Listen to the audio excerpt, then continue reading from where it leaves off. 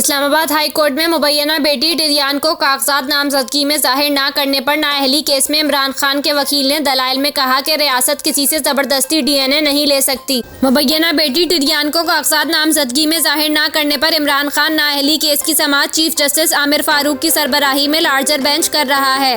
अपने दलाइल में इमरान खान के वकील सलमान अकरम राजा का कहना था कि जो फाइनेंशियली तौर पर ज़ेरे किफ़ालत हैं, इनसे मुताल्लिक बयान हल्फी में जिक्र करने का कहा गया।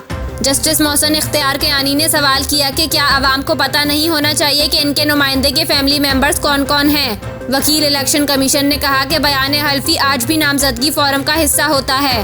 इमरान खान के वकील ने ज़ेरे किफ़ालत होने से मुताल्लिक पानामा पेपर्स केस का हवाला दिया और साथ ही टिडियान से मुताल्लिक केस में इस्लामाबाद हाई कोर्ट के 2 फैसलों का हवाला भी दिया।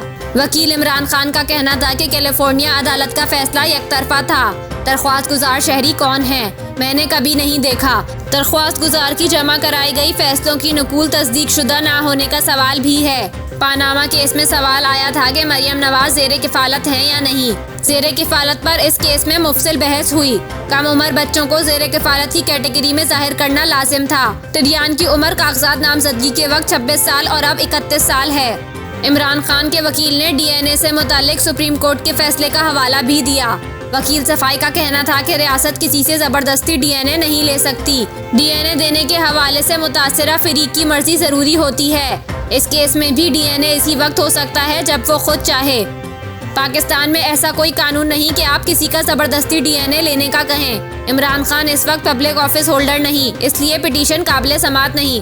सलमान अकरम राजा का कहना था कि पाकिस्तानी कानून किसी को बाहर से बुलाकर नहीं कह सकता कि डीएनए सैंपल दो। इस एक नुक्ते पर यह केस डेड एंड पर पहुंच जाता है।